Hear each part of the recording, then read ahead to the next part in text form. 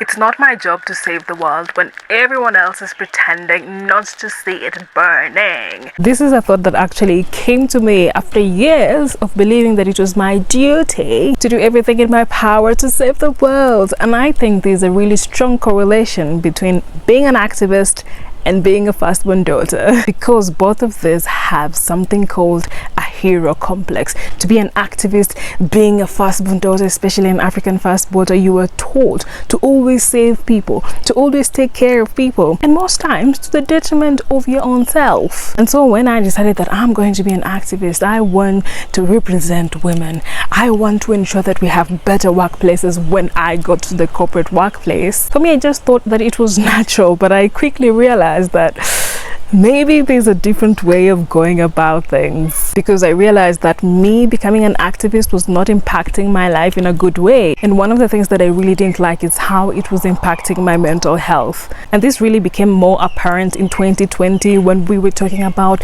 Black Lives Matter. At that time, I was just new in France. I hadn't even finished a year in France. And then I was engrossing myself in all these conversations that people were having online, connecting what was happening in the United States with what is happening in London, to even what is happening in Africa, because the funny thing is that something like police brutality also happens in African countries, perpetrated by African people on African people. But I remember how draining it was for me, and how I was constantly finding myself in this negative space, because you are consuming a lot of negative news, a lot of negative information, because that is what it means to be an activist. You have to always keep up to date with what is happening, and if you're fighting injustice, it means that everything you're coming across is not positive. You're getting more negativity, and you start having very little faith in the world. You start having a pessimistic worldview, and that essentially is not good for anyone. And when you actually add social media into the mix,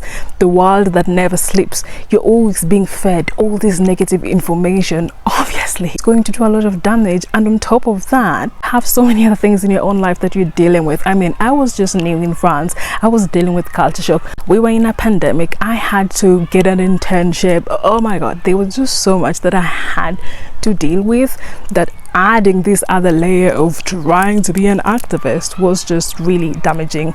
And that's when I really sat down with myself and asked myself, is this what I want to do for the rest of my life? To always feed myself with a lot of negativity so that I can make people aware of what's happening in the world? No, it's not my job. I don't have to do that. That brings me to the second point, which is I realized how pointless activism is, because it is supposed to be a communal effort. But a lot of people actually don't want to do the dirty work that goes into bringing change. So they want a few people to be dealing with that. They want a few people to give up their lives, give up their livelihoods for the change, and then they just sit it somewhere in the bubbles, comfortable. It was very apparent to me that a lot of people see the wrongs that are happening in society, but they choose to be silent. They choose to pretend that they don't see these things, so that they're not responsible for fixing these wrongs. One of the experiences that actually contributed to me being like, no, I do not want to save anyone, was when I was working in corporate Kenya. And I remember that in my department, we used to really sit down as colleagues and talk about our experiences. We'd share what we like about what we're doing or not. And then at some point we got a new manager who happened to be not very competent in his work, and obviously everyone in the department had a problem with him, and people would always complain about it when we were together. And then one day we decided that we need something to change, and when we got to the boardroom, suddenly everyone had changed their tune. Then I was the only one looking like I'm the one that has problems. I'm the one that is actually inciting people.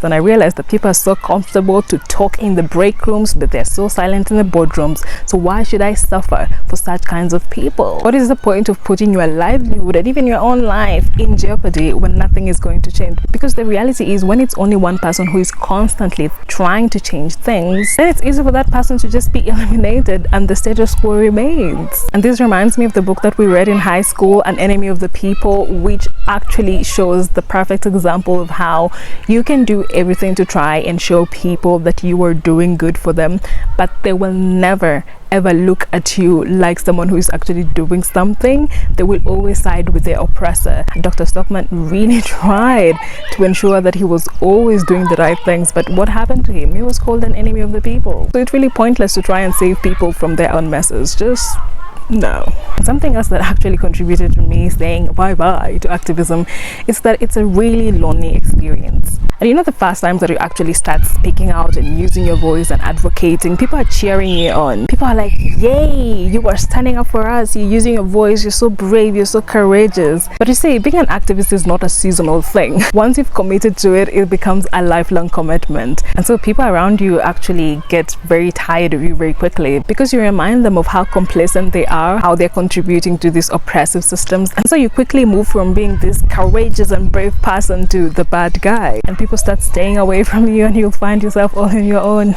You'll also find that you're constantly being gaslighted, being told that you're overreacting, that you should take things easy. When you talk about how things like racial politics underscores everything, underscores all our systems, you're told you're overreacting. Become this annoying person that is always trying to make everything about race. When really, everything really is about race.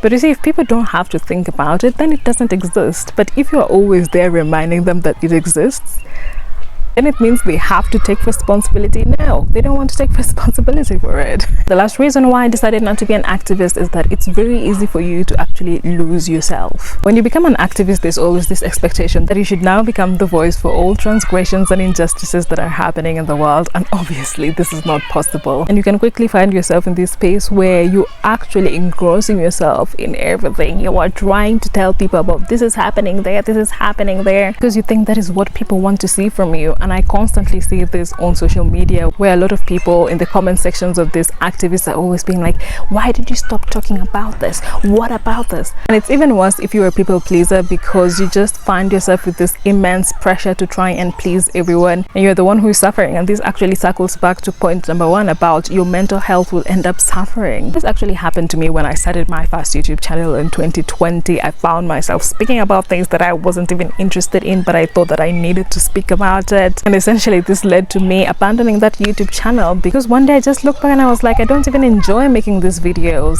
I was looking at these videos and I was like, these are not me. You find yourself in a place where you think it's your duty to have an opinion on any new injustice that is happening in the world. And honestly, a lot of people will force you to do that because they don't want to do it themselves. So if they push you to become a voice, then they feel like they've done their duty because you can be their hero. They just have to tell you, speak about this, and they've done their part. Because by them holding you accountable, pushing you to become a hero, a voice of the people, it absolves them of the responsibility to talk about it or to make any changes themselves. Oh my god, filming this with the children in the background is absolutely annoying. And so after coming to this conclusion that I don't want to be an activist anymore, I've decided that I'm going to use my brave and courageous voice for myself.